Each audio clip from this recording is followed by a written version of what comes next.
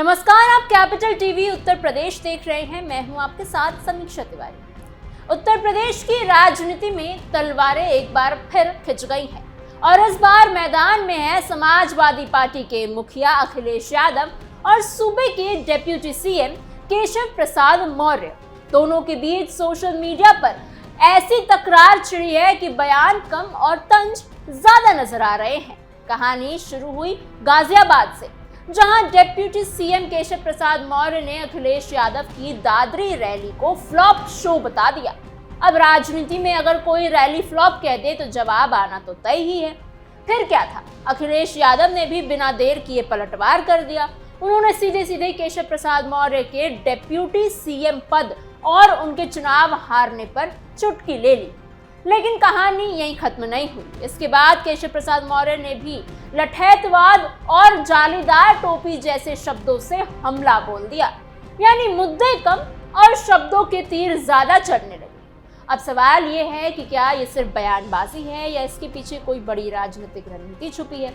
चुनाव भले ही दूर हो, लेकिन सियासत की गर्मी अभी से बढ़ती दिख रही है। जनता के मुद्दे पीछे छूट रहे हैं और नेताओं की जुबानी तलवारें आगे निकल गई हैं, क्योंकि यहाँ राजनीति में काम से ज्यादा कमेंट मायने रखते हैं। अब ये जंग आगे क्या मोड़ लेती है, कौन किस पर भारी पड़ेगा और इसके पीछे की असली वजह क्या है, ये सब हम आपको बताएंगे स्पेशल स्टोरी में। सियासत में वार पलटवार, सोशल मीडिया बना अखाड़ा। उत्तर प्रदेश की राजनीति में एक बार फिर तीखी जुबानी जंग देखने को मिली है, जब समाजवादी पार्टी के प्रमुख अखिलेश यादव और राज्य के डिप्टी सीएम केशव प्रसाद मौर्य रविवार को सोशल मीडिया पर आमने सामने आ गए। ये पूरा मामला उस समय शुरू हुआ जब केशव प्रसाद मौर्य गाजियाबाद दौरे पर थे और वहां पत्रकारों ने उनसे 29 मार्च को दादरी में हुए अखिलेश यादव की जनसभा को लेकर सवाल पूछ लिया। इस सवाल के जवाब में केशव प्रसाद मौर्य ने बिना किसी हिचक के उस सभा को फ्लॉप शो करार दे दिया। उन्होंने कहा कि अखिलेश यादव वहां कुछ पाने के लिए आए थे, लेकिन खोकर चले गए। इतना ही नहीं, उन्होंने तंज कसते हुए कहा कि जो लोग 2027 में सरकार बनाने का सपना देख रहे हैं, वो अब 2047 तक पीछे खिसक गए हैं। केशव मौर्य ने आगे कहा कि उत्तर प्रदेश की सभी जातियां भारतीय जनता पार्टी के साथ है और देश के प्रधानमंत्री नरेंद्र मोदी के नेतृत्व में भाजपा लगातार मजबूत हो रही है। उन्होंने दावा किया कि तीसरी बार भी भाजपा ऐतिहासिक बहुमत के साथ सरकार बनाने वाली है। उनके इस बयान के बाद सियासत का माहौल और गर्म हो गया। इस बयान पर अखिलेश यादव ने भी तुरंत प्रतिक्रिया दी और सोशल मीडिया प्लेटफॉर्म एक्स पर केशव प्रसाद मौर्य का वीडियो शेयर करते हुए उन पर तंज कसा। उन्होंने लिखा कि समझ नहीं आ रहा कि केशव कार पर खड़े होकर बोल रहे हैं या स्टूल पर। साथ ही उन्होंने ये भी कहा कि जो लोग जनता द्वारा चुनाव में हार चुके हैं, वो अपने ही चुनाव का सही आकलन नहीं कर पाए। उन्हें ज्यादा बोलना नहीं चाहिए, वरना उनका बचा खुचा सम्मान भी खत्म हो जाएगा। अखिलेश का ये बयान सीधे तौर पर केशव प्रसाद मौर्य के राजनीतिक कद और उनकी हाल की चुनावी हार को निशाना बनाता हुआ नजर आया। इसके बाद केशव प्रसाद मौर्य ने भी बिना देर किए अखिलेश को जवाब दिया। उन्होंने भी एक्स पर पोस्ट करते हुए कहा कि वो जमीन की राजनीति करते हैं, हवा में उड़ाने वाली बातें नहीं करते। उन्होंने ये भी कहा कि उनका भरोसा राष्ट्रवाद में है, न कि लठैतवाद में। उन्होंने तंज कसते हुए कहा कि वो जालीदार टोपी नहीं पहनते, बल्कि उन्हें भगवा पर गर्व है। इस बयान के जरिए उन्होंने सीधे तौर पर समाजवादी पार्टी की तुष्टीकरण की राजनीति पर निशाना साधा और ये संदेश देने की कोशिश की कि भाजपा की राजनीति राष्ट्रवादी सोच पर ही आधारित है। केशव मौर्य ने अपने बयान में आगे कहा कि अखिलेश यादव को जो राजनीति विरासत में मिली है, उसे ही वो अपनी सबसे बड़ी ताकत मानते हैं। उन्होंने आरोप लगाया कि अखिलेश यादव तुष्टीकरण की राजनीति को ही अपनी योग्यता समझते हैं और उसी वजह से वो जमीनी सच्चाई को समझ ही नहीं पा रहे हैं। उन्होंने ये भी कहा कि लगातार 2 विधानसभा चुनाव हारने के बाद भी अखिलेश यादव अभी भी भ्रम और वंशवाद की राजनीति में फंसे हुए हैं। डिप्टी सीएम ने समाजवादी पार्टी पर गंभीर आरोप लगाते हुए कहा कि उत्तर प्रदेश की जनता अब सपा के वंशवाद, गुंडागर्दी और माफियावाद को पूरी तरह से नकार चुकी है। उन्होंने कहा कि एक समय था जब प्रदेश में अपराधियों को सत्ता का संरक्षण मिलता था, लेकिन अब हालात बिल्कुल बदल चुके हैं। आज प्रदेश सुशासन और विकास की राह पर आगे बढ़ रहा है और यही बदलाव समाजवादी पार्टी को सबसे ज्यादा परेशान कर रहा है। उन्होंने दावा किया कि जनता अब सपा के हर संदेश को समझ चुकी है और साफ तौर पर कह रही है कि उन्हें अखिलेश यादव की जरूरत नहीं है। इसके बाद केशव मौर्य ने 1 मिनट 21 सेकंड का एक वीडियो भी पोस्ट किया जिसमें उन्होंने और भी तीखे आरोप लगाए। उन्होंने कहा कि उन्हें पता है कि सपा के नेताओं में सच्चाई का सामना करने का साहस बिल्कुल नहीं है। वीडियो में उन्होंने यहां तक कह दिया कि अखिलेश यादव के हाथ राम भक्तों के खून से सने हुए हैं।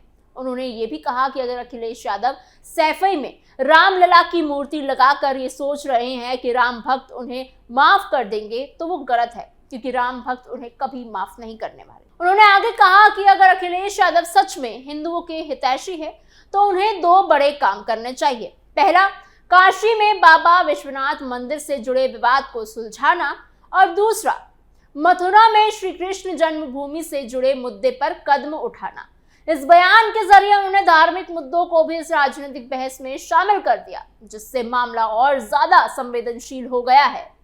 दंगा मुक्त यूपी का दावा, केशव का फ्रंट फुट अटैक। इस पूरे विवाद के बीच ये भी ध्यान देने वाली बात है कि केशव मौर्य उस दिन गाजियाबाद के घंटा घर रामलीला मैदान में आयोजित महर्षि कश्यप जयंती महाकुंभ में शामिल होने पहुंचे थे। वहां मंच से उन्होंने कई राजनीतिक और राष्ट्रीय मुद्दों पर भी बात की। उन्होंने कहा कि देश की एकता को बनाए रखने के लिए सरकार ने बड़े बड़े फैसले लिए। उन्होंने जम्मू कश्मीर से धारा 370 हटाने का जिक्र किया और कहा कि यह फैसला देश की एकता के लिए बहुत जरूरी था। उन्होंने ये भी कहा कि एक दिन ऐसा आएगा जब पाकिस्तान के कब्जे वाले कश्मीर यानी POK में भी भारत का तिरंगा लहराएगा और ये सब प्रधानमंत्री नरेंद्र मोदी के नेतृत्व में ही संभव होगा।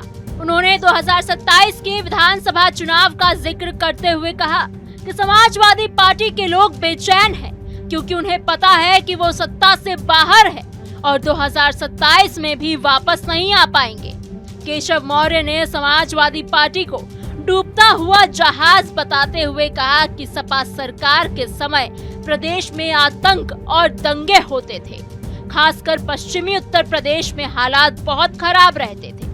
उन्होंने दावा किया कि आज उनकी सरकार ने प्रदेश को दंगा मुक्त बना दिया है और माफिया और भ्रष्टाचारियों के खिलाफ सख्त कार्रवाई की जा रही है।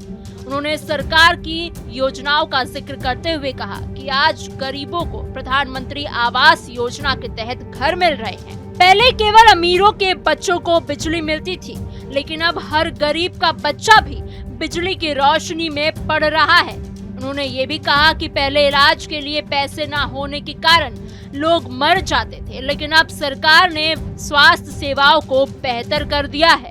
इसके अलावा उन्होंने कांग्रेस और समाजवादी पार्टी के गठबंधन पर भी हमला बोला और कहा कि 2024 के लोकसभा चुनाव में इन दलों ने मिलकर दुष्प्रचार किया कि अगर भाजपा को 400 से ज्यादा सीटें मिल गई तो संविधान बदल दिया जाएगा। उन्होंने इस पूरी तरह गलत बताया और कहा कि जनता अब इस तरह के झूठे प्रचार को समझ चुकी है।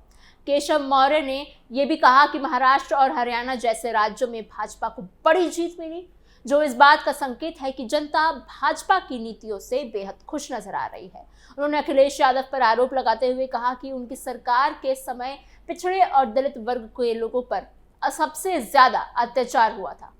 कुल मिलाकर ये पूरा मामला सिर्फ एक बयान से शुरू हुआ, लेकिन देखते ही देखते ये एक बड़ी राजनीतिक बहस में बदल गया। दोनों नेताओं ने एक दूसरे के ऊपर जमकर आरोप प्रत्यारोप का खेल खेला और अपने अपने पक्ष को मजबूत दिखाने की कोशिश भी की। ये साफ है कि 2027 के विधानसभा चुनाव जैसे जैसे करीब आ रही हैं, वैसे वैसे इस तरह की बयानबाजी और भी तेज होती जाएगी।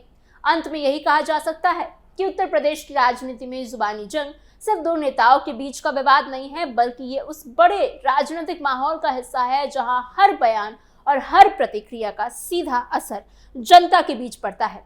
आने वाले समय में ये देखना दिलचस्प होगा कि इस तरह की बयानबाजी का असली फायदा किसे मिलता है और जनता किस पर ज्यादा भरोसा करती है। आपको हमारी खबर कैसे लगी हमें कमेंट बॉक्स में जरूर बताइएगा। ऐसी और खबरों के लिए बने रहिए कैपिटल टीवी उत्तर प्रदेश के साथ।